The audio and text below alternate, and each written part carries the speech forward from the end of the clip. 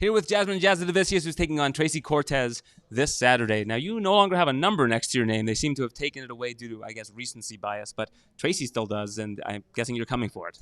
Yeah, definitely. I'm coming for it. Once I saw that happen, I think the coaches were more concerned. I knew after this fight I'd be back in the number and in the numbers anyways. Is it tough to train for someone like Tracy Cortez, given that she's had such a long layoff, knowing she has a really good camp, of course, out in Phoenix, and is probably adding a lot of wrinkles to her game that you probably, and nobody, I guess, have really seen yet? Yeah, I mean, obviously there is like challenges to that, but the focus is always on me. It's not really on the opponent anyways. Like, who knows if that's going to be the person that's stepping into the ring on fight night.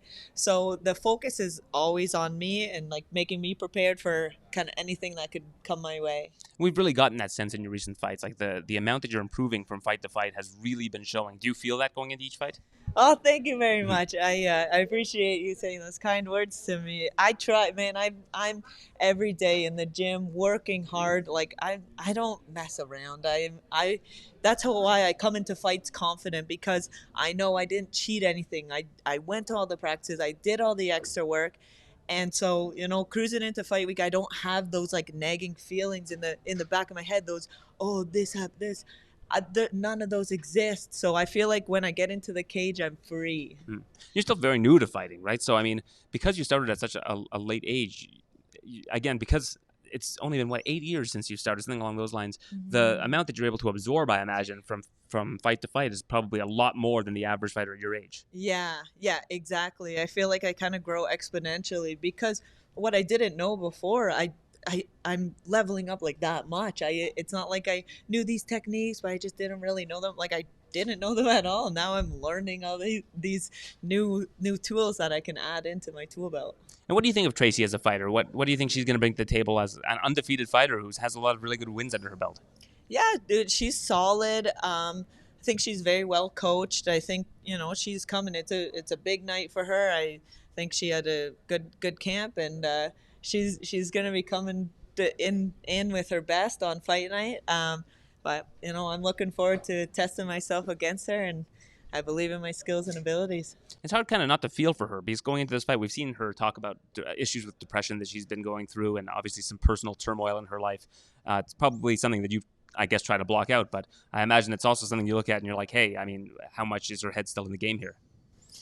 Yeah, I mean, who knows? I don't try to figure out what's going on in other people's heads. I stay away from all of that. Do you research your fighters at all going in? Look at their Instagram or any stuff like that as well? Yeah, I do. I like to watch their fights. I like to check out their stuff because I'm going to be fighting them. So I want to see their face and be comfortable in front of their face. When I'm doing a visualization of me punching them in the face, in the body, I want to know what they look like, So I do look at it, but I'm not like checking it all the time or anything. I get the opponent, I do my research, and then every once in a while I'm checking back, watching their fights again, kind of, a little bit here, a little bit there. Who did you bring in for this camp? Because I've heard that you had a lot of different people helping you out that you hadn't trained with in the past.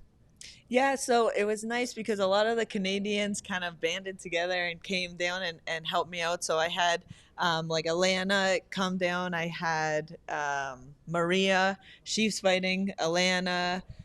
Mostly people from like Alberta, Tanya, Alberta, and BC and stuff like that. And it's really nice because a lot of them are moving here now. So the gym is growing. I have more female training partners, and yeah, it's MMA is really growing in the Niagara region. You're not remembering their last names, are you? I saw you do another interview where you're just dropping first names. I'm trying to figure out who these people are. Yeah, I mean, I think Chris is trying to feed you some of them. Yeah, I don't know. They're my friends, and then I just know their first names, and I don't know their Instagram handles, stuff like that. Like I don't do people I've known for freaking 2 years. Sometimes I don't know their last names. I'm not the greatest with that. Well, that's okay as long as they're giving you a good run in the gym. And I think one thing that stands out to me about what you said, and something that I've been really seeing a lot, is there are a lot of really good gyms in Southern Ontario. Of course, there's Niagara Top Team where you primarily train, but Aegis MMA, House of Champions, like everybody's really doing their best to help everybody rise up. And we see see so many different situations where gyms get very territorial and becomes almost like a turf wars, like Syndicate versus Extreme Couture. And we see all of these situations where I really love seeing, I think it speaks a lot to the culture in our country, where we see all of these gyms really working to help everybody get better.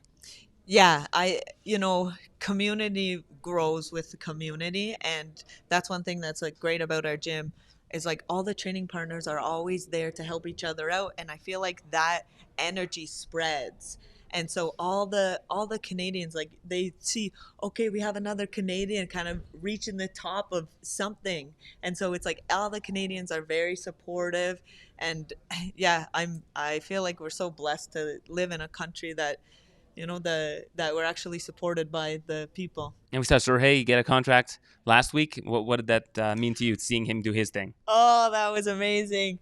I see Siri in the room. I feel like we kind of were on the same path together. We were like amateurs around the same time, and to see him get a contract was amazing. I knew it was happening because I see him in the room. I see how skilled he is.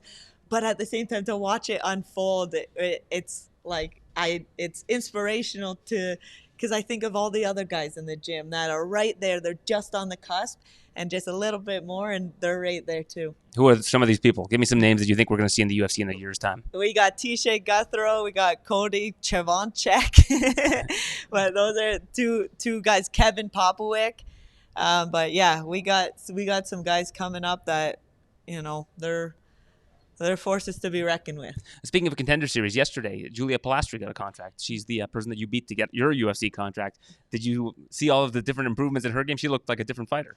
I didn't see the fight. It's fight week. I really did want to watch that fight, and I'm definitely going to watch it after, but I haven't seen it. I heard she had an excellent performance, and obviously I knew Sue. She was talented, I remember. So, yeah, I'm happy for her. That's awesome. How do you see this fight with Tracy Cortez going, if you were to make a prediction?